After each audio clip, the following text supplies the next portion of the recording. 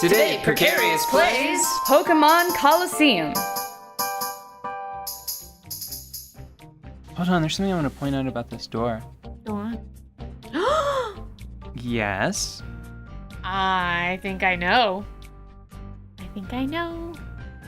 I wanted to point out that the door has a Kyogre and a Gruden, and it looks like two pairs of Latias and Latios, and definitely a Pikachu flanked on either side by what looks like Bulbasaur? I can't tell what that is. I don't know what the top is. It looks like a fat zebra pig. Donkey. They actually, I think, have every one of those animals now. A fat zebra pig donkey? Individually, I don't think they have a fat zebra pig donkey. Zebra pig donkey. Zebra pig donkey. I have mail. Check the mail. Okay. Somebody must have worked a really long time on that.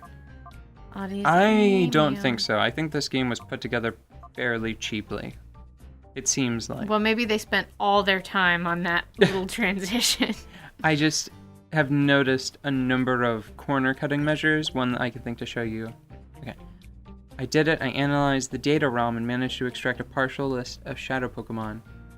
I've identified 29. There appear to be more, so I'll send updates when I find them. Oh, okay. Yeah.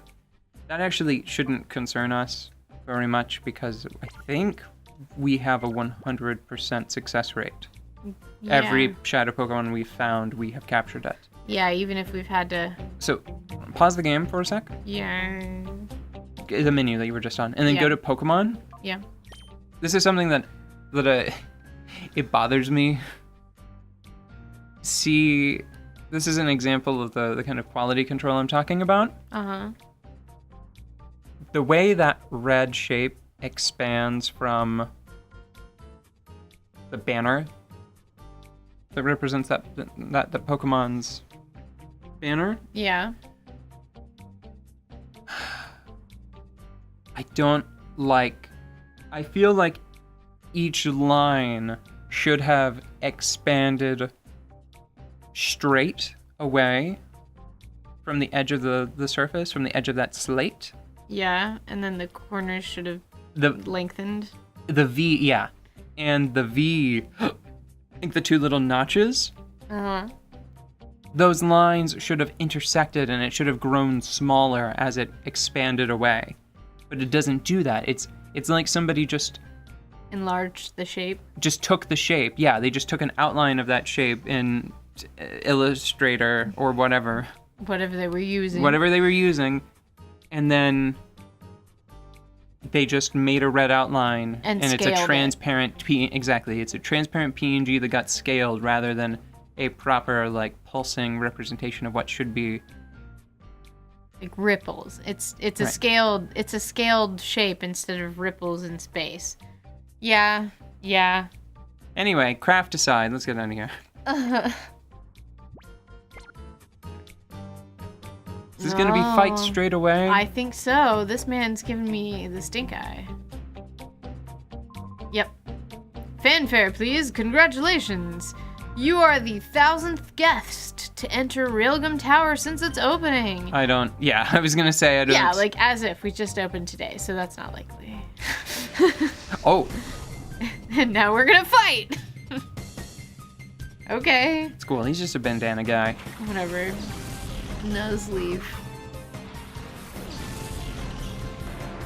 Graveler. Is Graveler a ground Pokemon or a rock Pokemon? Oh, Fuck. why? No, I just... Brioche is going to destroy him with I Surf. know that. I just need to rain a little bit on everybody's parade and then go surfing. That's how it works. Fucking Graveler. So this is what I'm talking about, by the Fake way. out. What is fake out?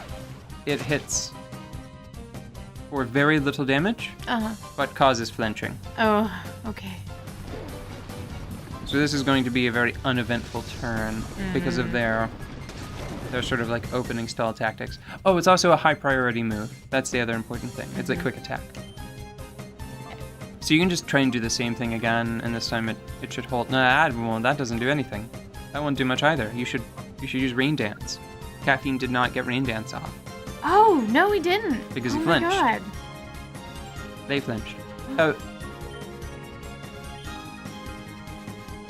Whoa, lucky roll, you dick. Yeah. It's because he knows we got a legendary beast that has his number, you know? Yeah. He's just making it worse for himself. Yeah. Because what's gonna happen Is that when now, that wave finally hits him, it's gonna take his ass out. because now we have Rain Dance. Before, he could have just gotten hit with a normal surf. Yeah. Now it's gonna be a Rain Dance surf.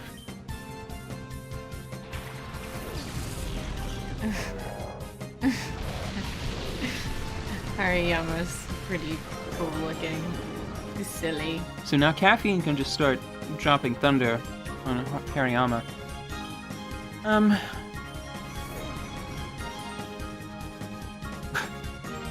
Oh man. This might... No, okay, he targeted the wrong one. That actually could have been really bad. Yeah. So...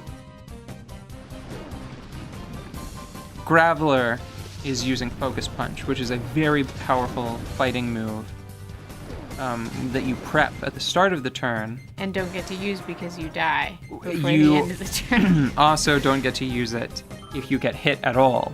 Oh, wow. So Hariyama basically just rolled the dice. Or well, probably just a die. Hariyama rolled a die and thought to target Brioche, or Caffeine.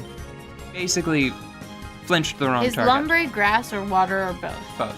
Okay. You should Thunder Hariyama, and Brioche can use Ice Beam on Lombre. No, okay. Oh, because of the grass. Right. Okay. I got you. Fucking fake out. This team is so boring right now. Like, oh, we're gonna fake you out. Yeah, you faked me out a couple too many times there, buddy. Just whole head turns into like an ice torpedo. It's pretty impressive. What was I saying? Something. I do not remember. I think we just got swept away into a fun Pokemon battle. Something Pokemon, probably.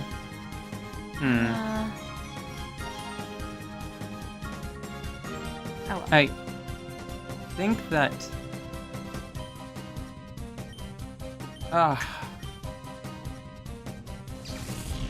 Fake out, it feels like a move that should not be as tactically interesting as it is. Yeah. Because if you look at it, it's like you deal a small amount of damage at a high priority, but you can only use it like once. I can't remember if it's like when your Pokemon first comes out or if it's like once per battle. Infrequently. You can only use it very infrequently. But whenever you look at so many other functions of Pokemon, you realize that it's actually pretty good. Like, there are a surprising number of Pokemon. Like, I remember a very specific old school Chansey build that relied on Substitute, and you needed to have, I think it was like 404, or I think it was 404. This is not worth the walk back to the, You should probably use a Super Potion. like a lemonade. Super Potion would be... That's right, very because Super economical. Potion is not as good as lemonade. Right. How many times do I have to tell me Because that? it was crafted by the hands of men, whereas lemonade is a gift from the natural world.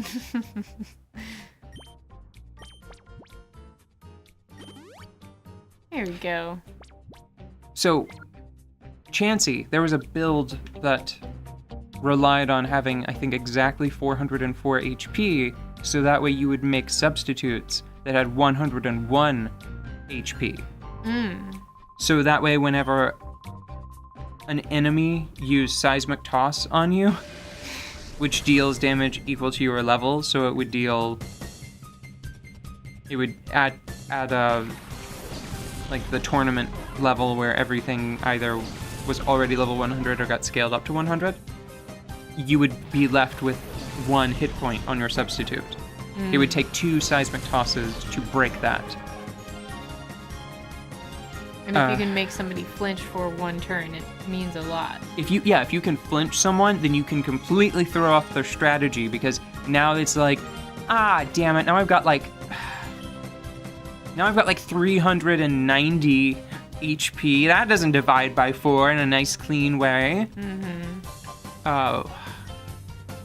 Ooh, another great example, which is probably a bit more practical. Should have thought of it first. Pokemon that rely on sturdy, or either the focus sash or the focus band, whichever one you have to be at full HP for. It can really throw a wrench into whatever they're planning, because the idea is just like, it feels like a time waster, right? Right. You push back the start of the battle by 1 turn, and you are sacrificing 1 of 4 of your Pokemon's moves for the privilege of doing that. Getting that cheap shot in right at the beginning.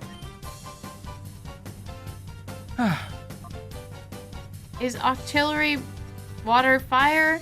Just water. Just water. He just happens to be orange. Yeah, now that you say it, I kind of wish that Octillery had another evolution that was water fire. That would be pretty rad. That would be so strong, though, right? Let me think. It would be weak to water fire. It would be weak to electricity. I don't think it would be weak to grass anymore, if I'm remembering correctly. I believe it would still be weak to ground and rocks. I don't think water resists either of those, even though they deal super effective damage to those types. Like, I don't think that that's like a total victory that they have, you know? Yeah. I think water resists water, so it would just be neutrally affected by that. It'd be really resistant to steel, I think. I think it would just be it'd be a neat typing that I don't think you can get otherwise. Not naturally, not unless you do some sort of, I don't know, some sort of temporary move manipulation thing. Like, I don't know how, say, like camouflage or like whatever, a move that changes your type, I don't know how that works if you have 2 types. Because that's like a very intricate plan that I've just never tried, you know? That sounds messy. Yeah. And I mean, like, messy even for your enjoyment of untangling messes. The messiest plan I think I've ever enacted is back before there was like the type split, where you could have 2 different moves of the same type that could deal physical or special damage. So, for example, Surf and Waterfall, they used to both be special damage, but after, I think, either starting in Generation 3 or starting in Generation 4, Diamond and Pearl, starting, I believe, in Diamond and Pearl, Waterfall deals physical damage, and Surf deals special damage. Back in an earlier edition of the game, I really wanted to get a Gyarados that had Aeroblast. And this was a cockamamie scheme that I believe involved like a Gyarados with Mimic, so it could learn Aeroblast from a double battle partner that was a Smeargle that had Aeroblast that I had learned from my Lugia, because Lugia was not tournament legal. You know, I have a question. Forget this whole thing. You ask me your question tomorrow. It's an easy, a simple question. Do we have PP healing items?